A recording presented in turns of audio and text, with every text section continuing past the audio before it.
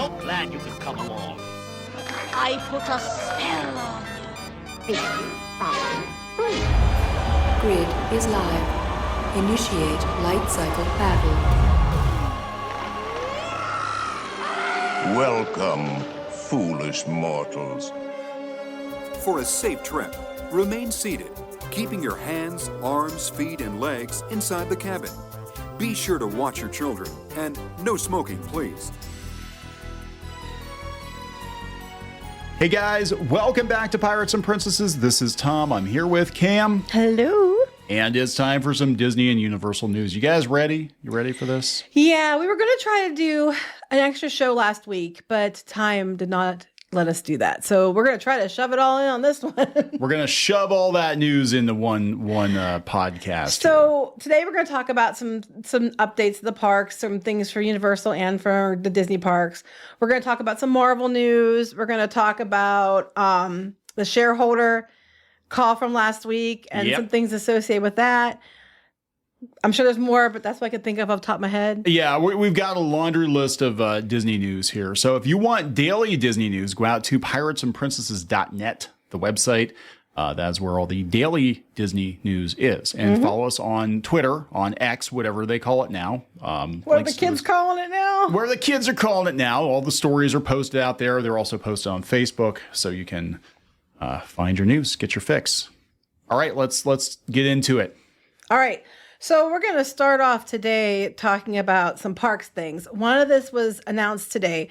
Disney is updating their disability access service, the DAS Pass. Uh-oh. Well, people have been abusing it. And basically, you know, the number of people it was intended for is a far smaller number than the amount of people that are using it. So I know WDW News Today had actually talked about this, like they heard a rumor about it a few days ago, and it turned out to be true. Yeah. So for those who don't know, DAS is a disability access service. It's for those who need it. They said normally it's for those who have developmental disabilities like autism or similar and are unable to wait for a conventional queue for extended period. There's lots of different conditions that would qualify. There's not a list. But as of May 20th, it's still going to stay the same until then. It's May 20th at Walt Disney World, June 18th at Disneyland, okay? Yeah. What's going to happen is you're going to need to get registered ahead. So Disney is going to work with Inspire Health Alliance, and their medical people are going to help cast members determine if you are eligible. They're going to help cast members determine whether or not you actually need the DAS pass. Right. Basically. Yes, that's what it's going to be. They're going to determine, you still don't need a doctor's letter or anything like that. Right. But you'll have to call and do a virtual call and, make sure that you get, registered ahead of time. Now your registration is going to last for 120 days as opposed to the 30 days. So you'll have it for a longer period of time, but after that, you'll have to just re-register again. So they're going to train cast members to assist guests with more options for assistance. One of the things they're working on is a return to queue pass for those who might need to use the bathroom. I recommend you offer that to everyone, and you would probably cut down on the number of fights at the park significantly. Yeah, so the bathroom thing, that's an issue for anyone who's waited in line for any significant amount of time. At Disney World, you always get these people that want to cut line, and they're like, oh, I just need to catch up with my party up there. And I've seen kids, I saw a bunch of teenagers one time work their way through the entire queue, lying to people, telling them, because they basically got themselves clear to the front of the line. Mm-hmm. It was just them. I didn't see them meet up with anybody. Hey, I have had to pee in the line for Space Mountain once. The wait time said 1 time, and you got inside and it turned out to be a much longer, 2 to 3 times what the wait time said. I had to hold it for an hour. I thought I was going to wet my pants. It was painful. When by the time I got in the car, I was like, I'm not gonna make it out. And I thankfully did. But an hour, I definitely could have used a return to queue pass to go to the bathroom. So they definitely need this, especially with little kids. They're not going to hold it for the length of some of these lines. Yeah, and we know that people will just pee on the rocks in the queue. We've seen them do it. But anyway, and then you see kids licking rocks and climbing on them or things later. And I'm just... Recycling. Recycling. Anyway, so they're going to be doing things like this. I know at least for the people with disability access, I'm hoping the return to queue pass for bathrooms would extend to everyone. So what you're going to do is you're going to register via the chat. A couple interesting changes is the 120 days. Plus, you're only allowed 4 people. So the guests with the DAS pass plus 3 more people can use the pass. Before, people were getting 1 person with it, and then like a whole bunch of their family would try to use it. It's been an ongoing issue.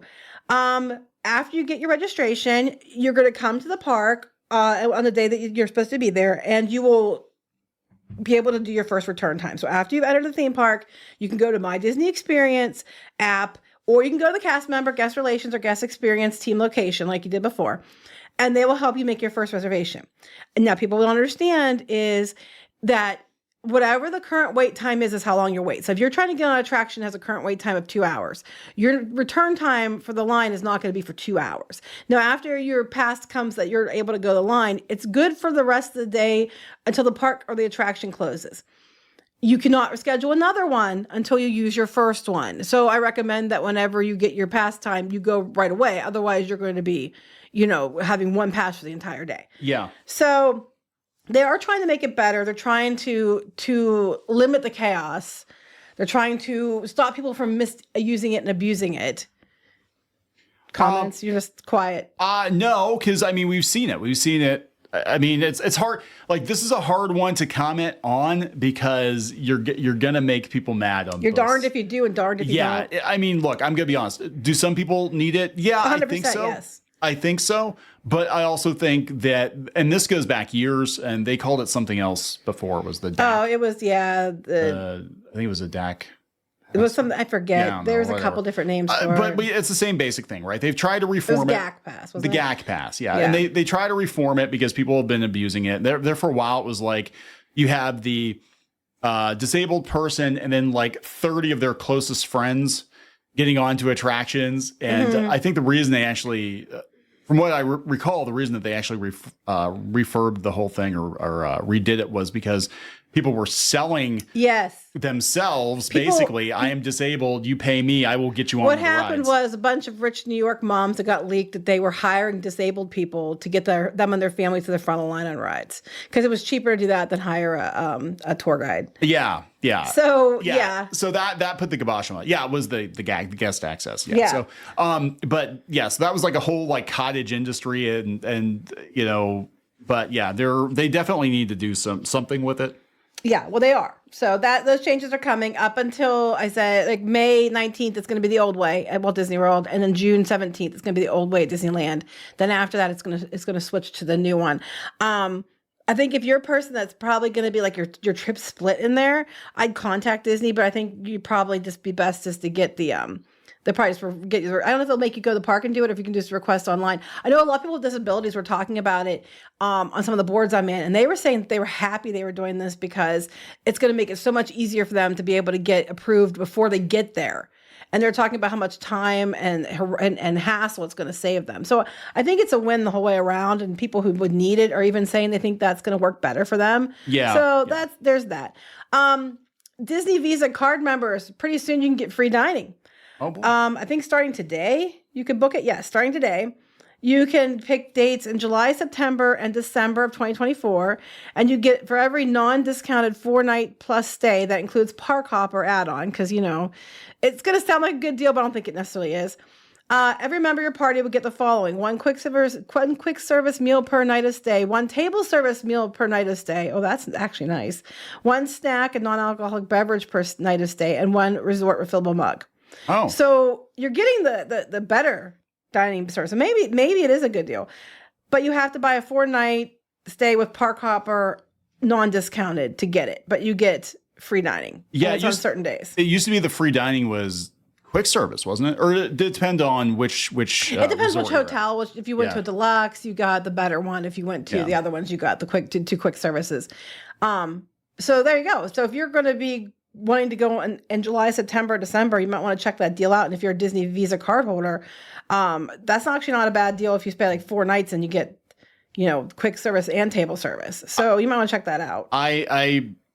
wish they still did the 2 snacks, but I think that was too much. But we used to always come back, like we'd get the meal plan and we'd always come back with like a whole bunch of extra snacks. I mean, because a lot of times we just use a snack for like a breakfast thing or whatever. Yeah, it was like you could use it for like a donut or a croissant or something like that. And I forgot that was today, and now I'm like, crap, because by the time I go to look, it's probably all booked up for July. But anyway, so that's that. Another thing is going on is Disney's Test Track is closing on June 17th. You can talk about this because you're the one that did the story on it. Yeah, so they are closing Test Track. This will be the 3rd iteration, I guess. It'll be the Test 3rd. Of Test Track. I mean, it was World of Motion before that.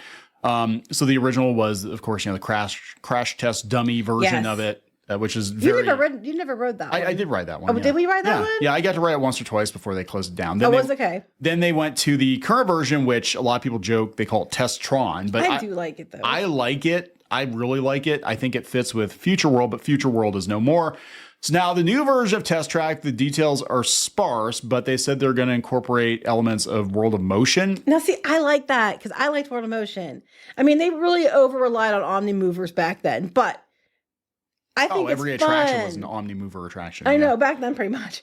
So I'm like, I'm all about that. I think that's going to be fun. And I like the fact that they're going back to old Epcot because they made a lot of changes at Epcot lately. And I'm not on board with all of them. But anything that bringing back Communicore or going back with the fountain or anything that reminds you of retro old Epcot, I am all about. So I think this might be really cool. Well, they're putting the windows back. They are across the front. Yeah, and it looks almost identical to the entryway to World of Motion. Obviously, you don't have the Omni Mover at the beginning, but it looks very similar. I wish they did, but they're not because it'd be too hard. But to put that, like the walkway up in the spiral, that would be fun. Yeah. Dang it. But so we don't know. I mean, the details again are pretty sparse on this one, but Test-Tron. I remember when that came out, people really didn't know much about it. They showed some concept art and they're like, oh yeah, the cars look kind of like, Tron cars or whatever. But I don't know. It'll be interesting to see what they do. Had they not put the Tron coaster in, I think they would have gone all in on Tron with Test Track, but they put the Tron coaster in, so what's the point? That might be, I'm honest to God, that might be why they're changing it. They might, because it's still sponsored by Chevrolet. Mm-hmm. They might be changing it because they're like, well, this is too Tron-esque, and we actually have a Tron ride now, so let's go with something. That could be. I'm all about it. I think it's going to fit because they seem to be going hard in the paint on going back to like more of a retro Epcot feel. They're bringing some of the different music back and things like that, and I'm all about that. So if you want to go retro, Epcot, I'm there all day long. Like, bring it. Bring Kitchen Cabaret back for Food and Wine. Should. If they would bring Kitchen Cabaret back for Food and Wine Festival, like I'd love to bring Kitchen you're telling me back. you can't get the animatronics. You could, but you'd have to set the theater and everything else. Yes, well, set up just a little, even like an outdoor stage or something for them. I don't think the animatronics take too much stuff. Well, to have do a couple of them, or do a puppet show. You can't do a puppet show with animatronics. Do a puppet show. But I'm not saying they build puppets that look like. They did that. They could do like a modified version. Kitchen Cabaret, or dress up some people like the characters and do little musical numbers, veggie, fruit during Food and Wine Festival, and sell the popcorn buckets of the characters. God, if they had a Kitchen Cabaret popcorn bucket, I would buy it in a heartbeat. I would pay $200 on eBay for that. You would sell so many Kitchen Cabaret popcorn buckets. Most people don't even know what Kitchen Cabaret is. Some people know Food Rocks, but they don't know Kitchen Cabaret. A funny story, wasn't like the animatronics behind the wall before they put the second theater in at Soarin'? I don't think they're there now, but they were actually, that was the story. I don't know if it's true. They were supposedly walled up behind, Soarin' over there before they put the other queue in, before they put the other theater in. So, I know they're around somewhere, but even if you don't use them, if you did something homaging Kitchen Cabaret, because they love leaning in. Cabaret. They love leaning in on this, retro Epcot stuff. You've got Food and Wine Festival.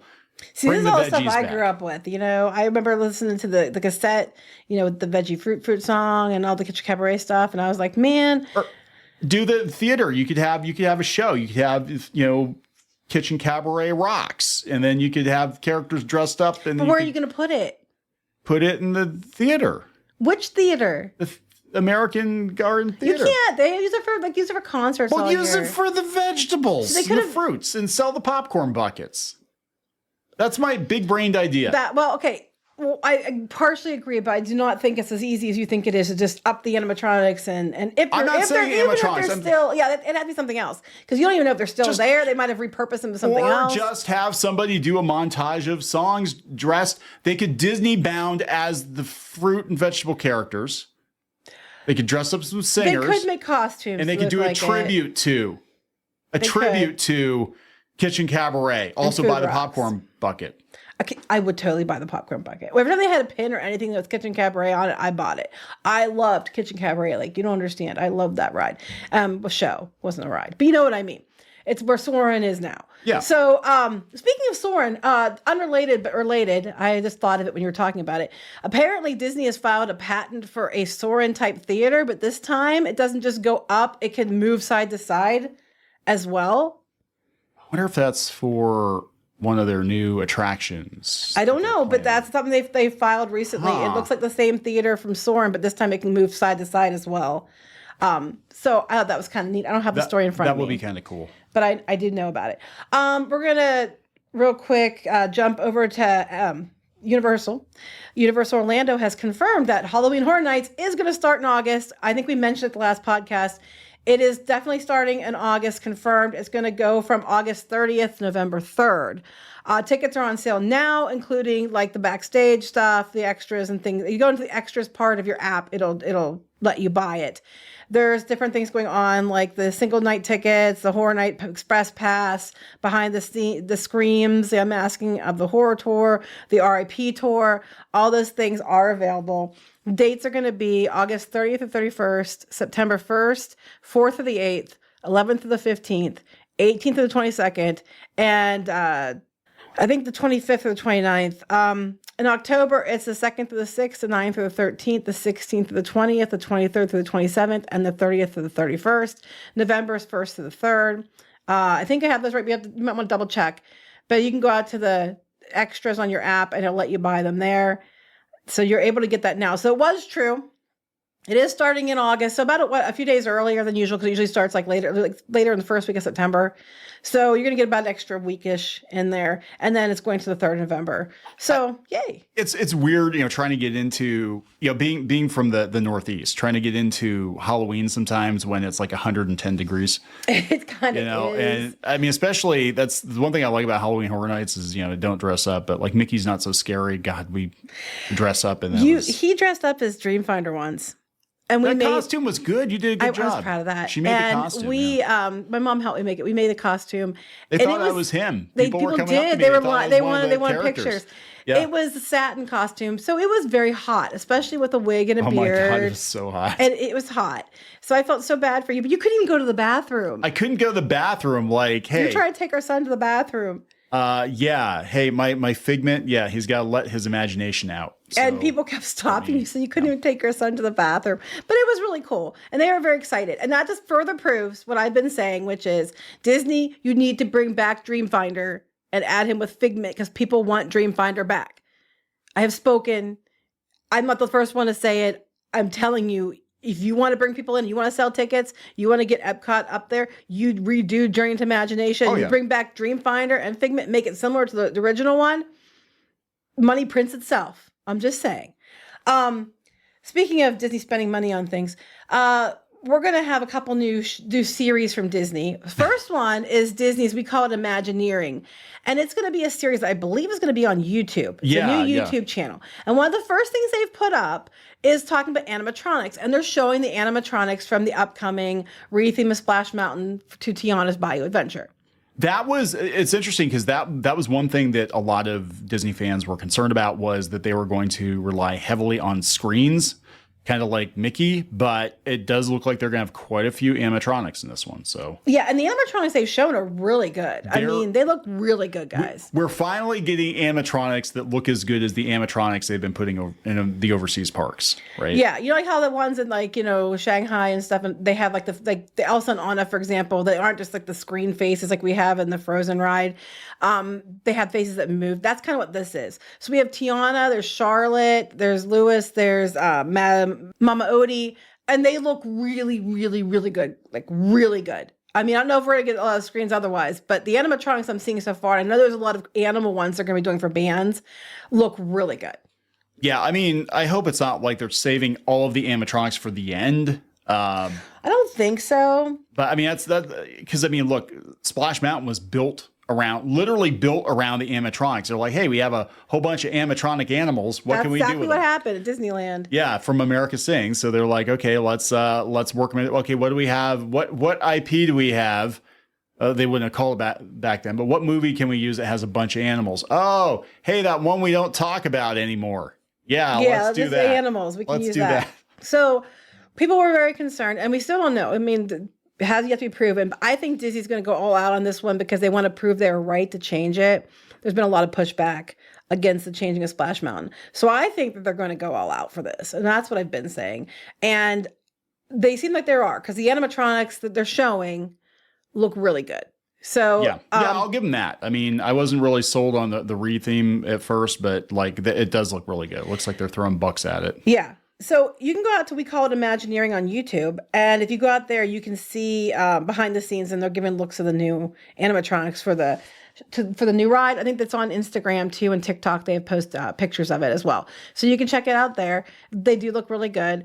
Another show that they're going to be having coming out soon this month is called How Disney Built America.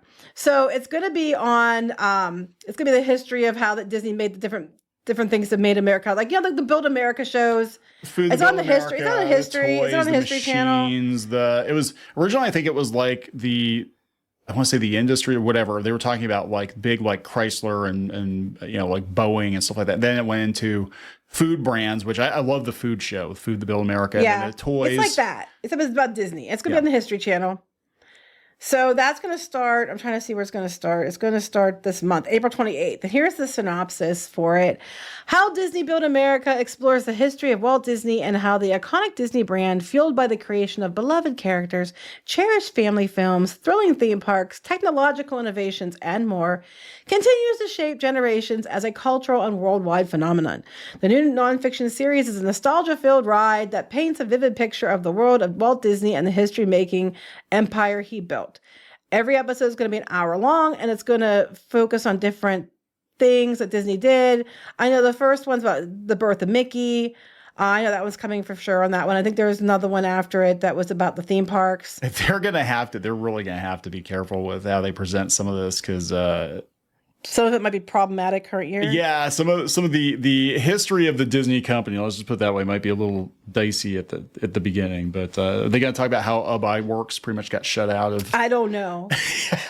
everything. I don't know. But it's interesting because it's going to be a documentary, and it's about, I mean, it's being made about Disney, but it's not by Disney people, I don't believe. So How Disney Built America is coming at the end of the month, which I'm actually very interested in seeing, because like we said, we watch the Toys That Built America and the Food That Built America. Yeah, we watch those shows all the time here at PMP. Now we're going to take a breath, and then we're going to jump over to Marvel. Let's take a breath. Okay. Oh, God. So Marvel, we're going to hit Marvel now.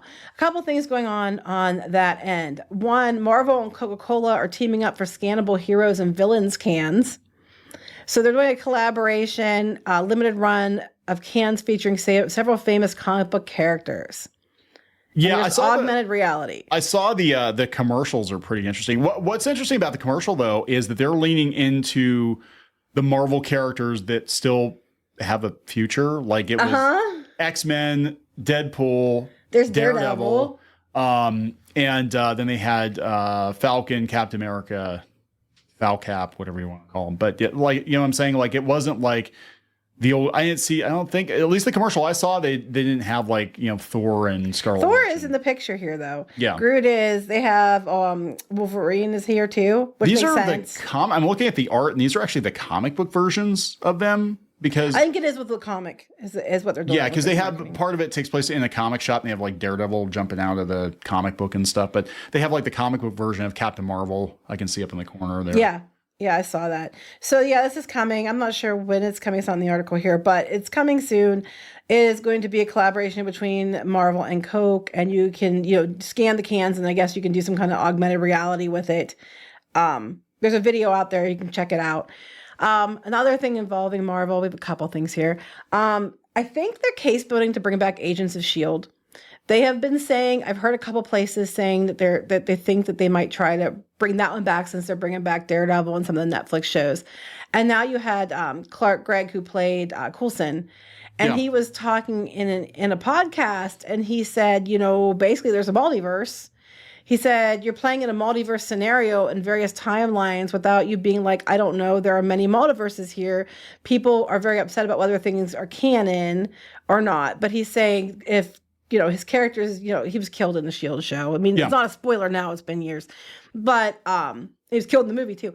But he's saying there's probably a version of him out there. If you watch the S.H.I.E.L.D. show, the multiverse comes into play. Well, not multiverse so much, but like the past, there's another version of different characters out there.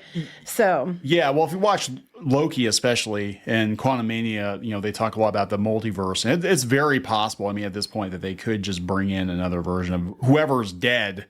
Just bring them back in or go back and rewrite. I mean, look, you've got the Infinity Gems at this point. You can pretty much do anything. You can rewrite history. You can cross over to apparently, except bring back Black Widow. Except bring for whatever reason Black Widow because her contract expired. That's the only reason you can't. Yeah. But speaking of bringing people back, there's been rumors for a while that they would try to bring Robert Downey Jr. back because it seems like Marvel and Feige and Iger are trying to take Marvel back to where it was before it fell off a cliff a few years ago.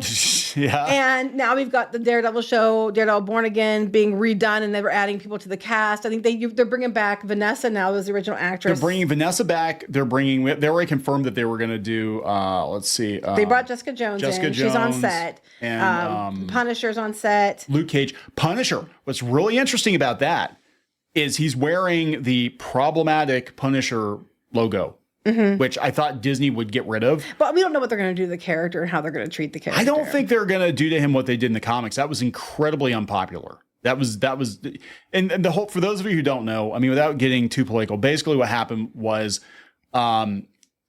I guess some of the people on January 6th were wearing Punisher logos on their jackets or something. And because of that, Marvel could not control that. They can't control that. So because of that, they're like, well, let's change the logo. And they actually got rid of Frank Castle in the comics for a while. Well, did they make his wife have all those powers? Yeah, they had his wife. They undid. It was horrible. Like the whole motivation for the Punisher was his family was brutally murdered. Right. Mm-hmm. And so he goes on a spree against criminals. Vigilante justice. Violent vigilante justice. That is his whole motivation.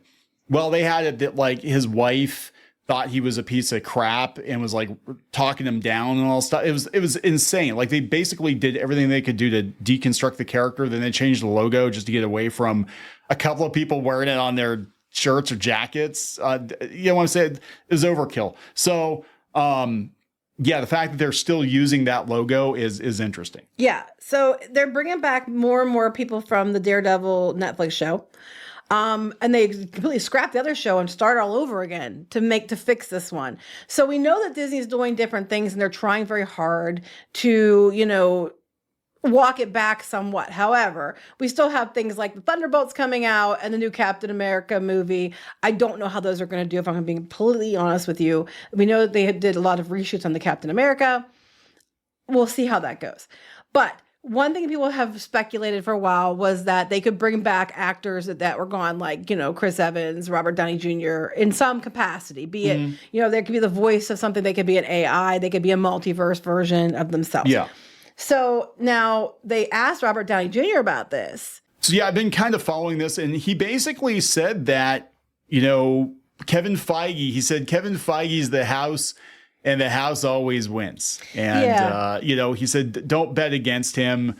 He would be open to playing. I'm paraphrasing here. No, here's right there. The quote he said, it's happily, it's too integral. Yeah, it's the part of my DNA. The role chose me. And look, I say never, ever bet against Kevin Feige. It's a losing bet. I don't know. I don't know about that. I think in the case of Marvel, I think that they got ahead of themselves and they let some people that shouldn't have been making decisions make decisions. I don't know if it was all Kevin Feige's fault, but ultimately the responsibility does come down to him.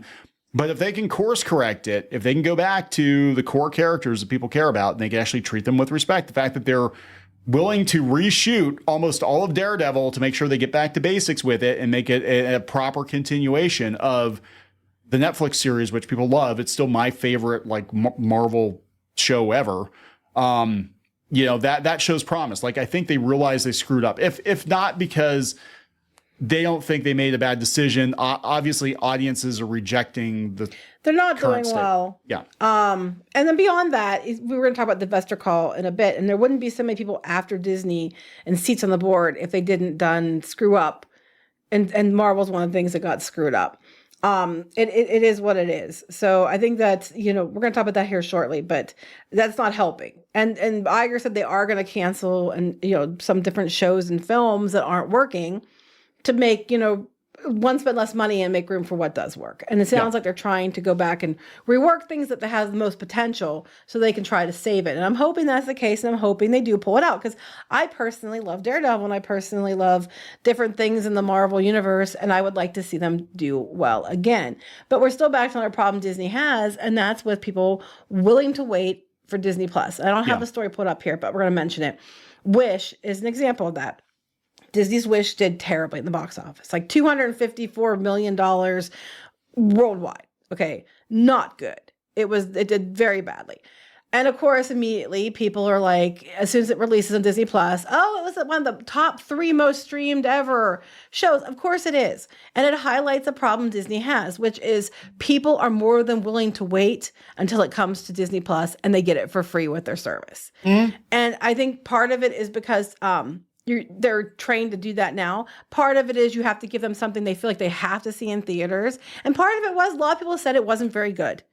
I mean, you might like it and that's completely fine, but there were a lot of valid criticisms of that film. And a lot of people are just like, one and done. Or if watching it at all. A lot of people said, I even saw like Decider tell people to stream it or skip it. They said skip it. Yeah, that's not a glowing endorsement at all. That's, you know, like there's so much stuff out there, just like, don't even waste your time with this. Yeah. Just go watch one of the better Disney films. That's basically what they said.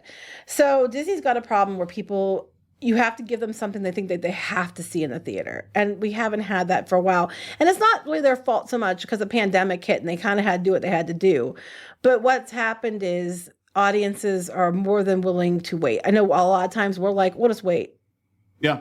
Yeah. And by the time it's on Disney Plus, you forget about it and don't watch it. That is true. Actually, a lot of even the shows I like I really liked X-Men 97, the first 2 episodes, and I forgot. I'm like, oh yeah, there's more. I just forgot. It's just we get busy and watch then it. people forget because they're, you know. First 2 episodes were good. I'll have to go back and watch the rest of it, and hopefully it stays good. Okay, so now we're going to get to the big thing, which was, and things that are tying into it, which was the shareholder meeting last Wednesday. Yeah. And the vote ended up being, which not surprising to me at all, was that Disney's status quo remained, that the current board beat out Peltz, Rizzullo, they beat out Trian, they beat out Blackwell, the Capital Group. But what was interesting about the whole thing was, one, as soon as it was announced that, you know, what happened and they were going to stay in the seats, even actually the night before when the media outlets were saying, hey, I think Disney's going to win this one. Yeah. Their stock dropped immediately. And it's starting to pick up a little bit again today, but it's only like at $118.11. But it dropped down to like, I think 115 yesterday at one point. I think the reason is a lot of people were hoping that there would be some change at Disney, given the direction the company has been going in. And when that didn't happen, they're like, oh, no. Yeah. You know? And then I think people were buying up stock, hoping that Peltz was going to win. At this point in time, if Disney has no choice but to fix its problems. If it doesn't fix its problems, it's not going to be just 2 activist investor groups next time. It's going to be more than that. It's not going to be just 2 seats. People are going to be going after more seats than 2. So they really, really, really have to get this straightened out, which is good for everyone. And hopefully they do. Otherwise, it's going to be a much bigger bloodbath next year.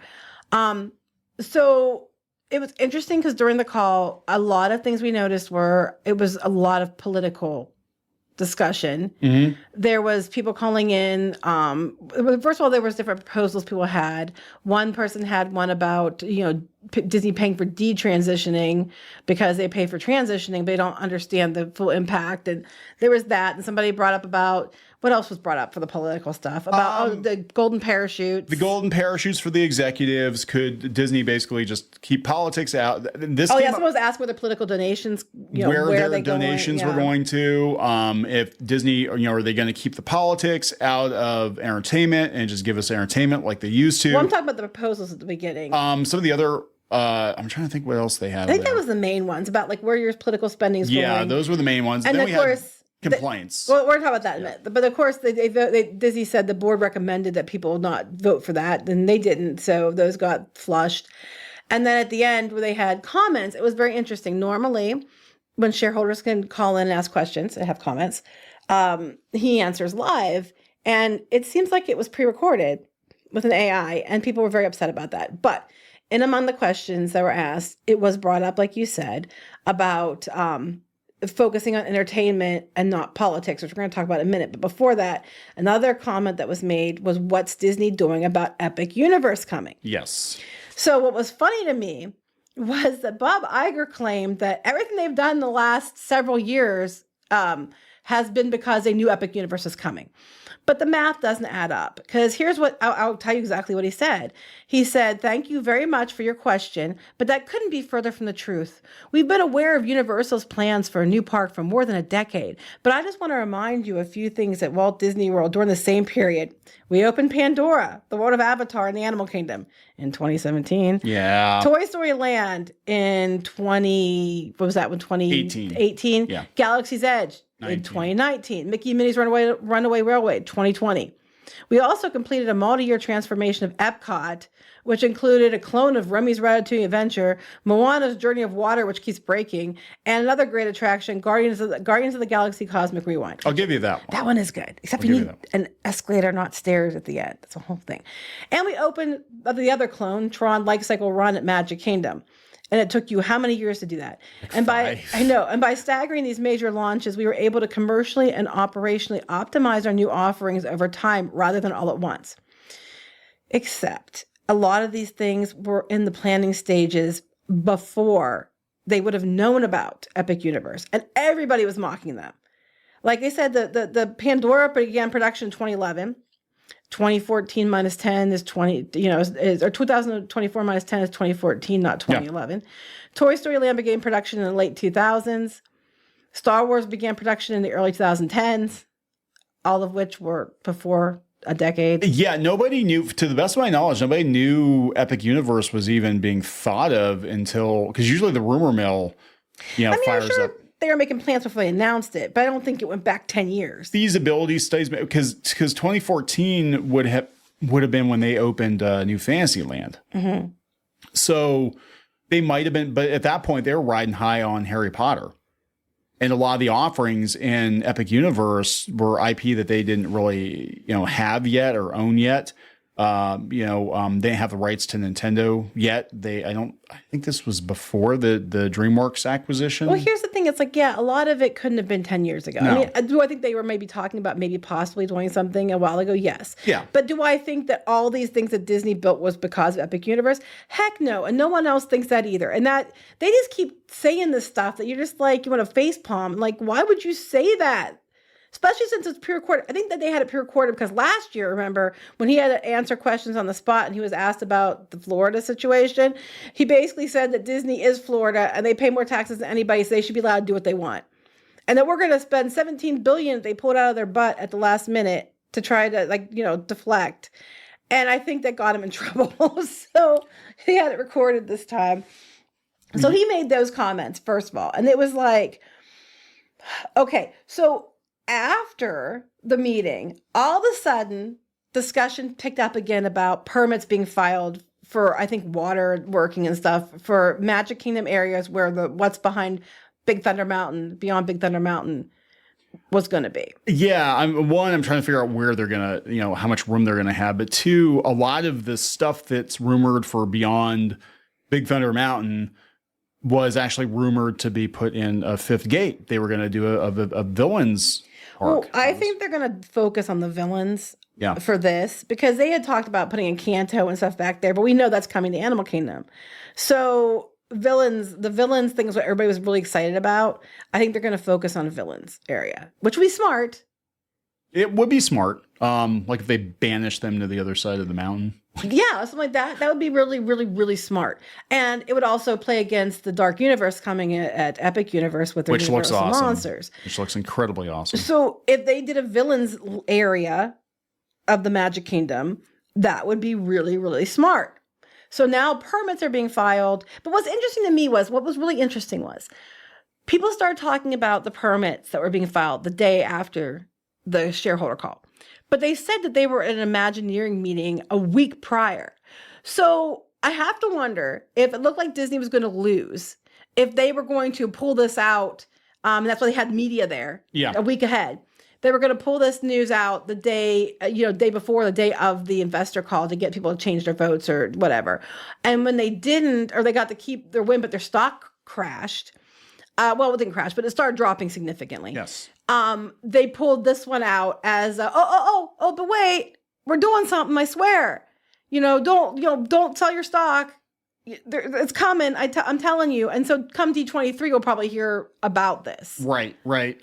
Yeah. So, and I think that they were kind of in a holding state too, because they weren't sure what was going to go on. But it's cool, but it's also like you're adding more to Magic Kingdom. You've already added a bunch to Magic Kingdom. Magic Kingdom is already incredibly crowded. Wouldn't it make more sense to just build another park? It would. But they're not going to do a whole Villains Park. One, it's going to cost too much money. Two, they said before, while they have a lot of room, they don't actually have the room that people think they have. Yeah. And, it's a lot cheaper just to add slap on a villains area behind. Yeah, you've already got Thunder Mountain. Yeah, you already have the infrastructure. You already have, and I could see them doing something with Maleficent and Hocus Pocus, and I would recommend instead of adding other things back there, but I would just focus on villains. I would make the entire thing villains themed. I think that's the best way to go. Anytime villains anything is presented, if there's a special villains night, sells out fast. Yep. Just think of all the popcorn buckets you can sell. Right. Okay. Buy a few of those. Chernabog. Yes. Yeah, Oogie Boogie and they already have Oogie Boogie. I have him. But there's other ones they could do. And I'd be like, if you did a villains area and you had like Halloween Town from Nightmare Before Christmas, that'd be cool. That would be cool. You could technically have Halloween Town, but that's you could. They're trying to forget Nightmare Before about Christmas that one, would be cool. Anything like just on the villains in general, because villains merchandise, I can tell you for a fact, sells extremely well, and it sells very quickly. And I think if they would offer that, when they had the villains nights, they sold out immediately. I think they should take the whole area and not put other things in there and just focus on villains. But I don't know what they'll do. Hopefully D23 will hear something about that. I wanted to talk about this too. So also in among this going on was we had Josh D'Amaro. And Josh D'Amaro was putting some statements out. I think some of it was about Beyond Thunder Mountain.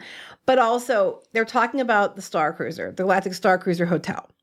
The one that failed terribly, and they've already closed it down. And during his comments, he mentions about that they just didn't explain it very well to the public. And that it was very brave of them to do this at all. It was incredibly brave of us to flush all that money. Just think of, you want to talk about like park expansions. Just think of what they could have built, another couple attractions probably for the amount of money they burnt on the Galactic Star Cruiser. Right. And they're like, they kind of are putting the blame on people not understanding it. Yes. Like, you're too dumb to get it, so that's why it failed. People got it. It wasn't hard to explain. No, it wasn't hard to explain. It was a Star Wars hotel that looked more like Star Trek. Yep. It was Disney Star Wars, not original Star Wars, which would have been a much bigger draw. You have the LARPing aspect of it, which a lot of people like, but a lot of people also feel intimidated by. And even though you didn't have to participate in that, people, they were worried they'd be put on the spot. So there's a reason why some people don't go to like different restaurants that requires, interactivity, because they don't want to be put in that position. So I think that's part of it. But I think the biggest reason it failed was because it cost too darn much. Yeah. $4,800 to $6,000 entry price, base price, for less than 2 days.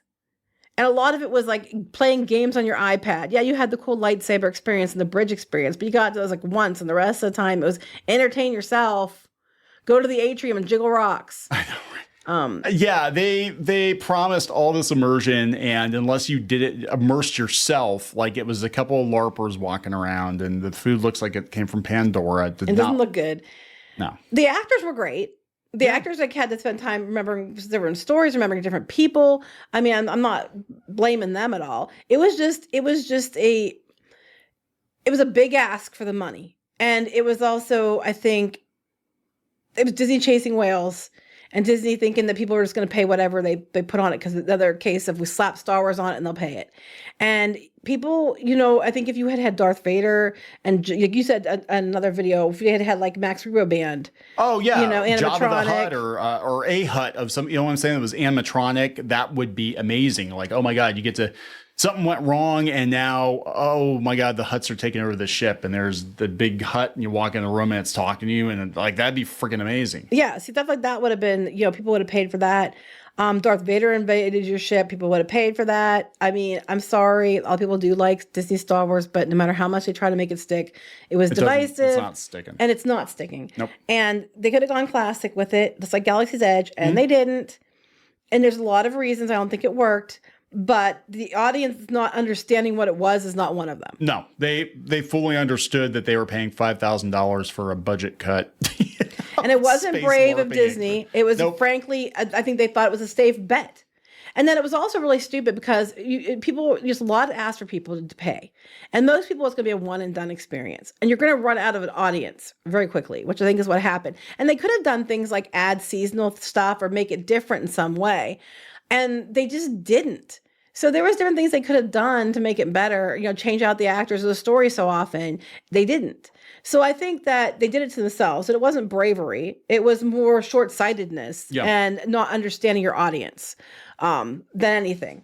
So there's that. We're almost wrapped up because it's getting very late with this one.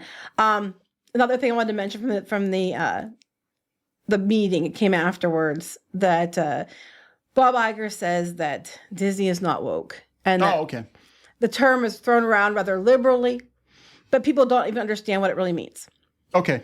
But the term, according to the dictionary, means having or marked by an active awareness of systematic injustices and prejudices, especially those involving the treatment of ethnic, racial, and sexual minorities.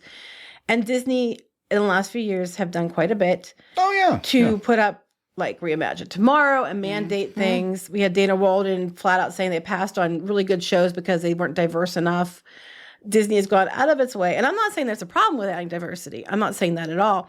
But I think a lot of the reasons certain things have been failing as of late is because instead of being creative and making diverse characters that were a good story that have diversity, they have been race swapping and gender swapping characters, and then basically telling the audience you're bigots if you don't like it. Yeah.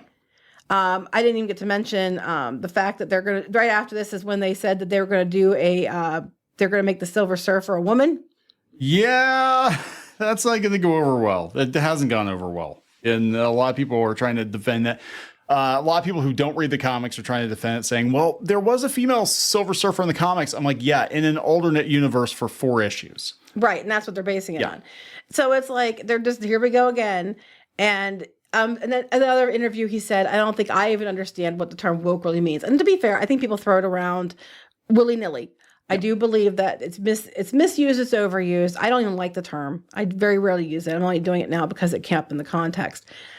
That being said, Disney has doubled down on it. Yeah. And the idea that they didn't, and he doesn't know what it means, is a load of turd, because they have definitely doubled down on it. And people, to the place people are asking, are we going to get agenda or entertainment? And I think when we grew up, there was a lot of diversity in shows and film. But entertainment came first, story came first, and you just didn't think anything of it. Like, it's a black lead, so what? Yeah. I can't wait to go see that movie. It's definitely leveraged over story, and I don't think that's smart. And I think Disney's going to try. I'm not saying you can't have diversity, totally can. But Disney did diversity with Lilo and Stitch and Coco and all these different things, and Tiana, Princess and Frog, and they did it very well before they started trying to make it a mandate. Like, they kind of they were better at diversity when they weren't trying to make it a mandate. And I think we just need to do authentic stories that happen to be diverse but are good stories. And I'm hoping Disney's starting to catch on to that.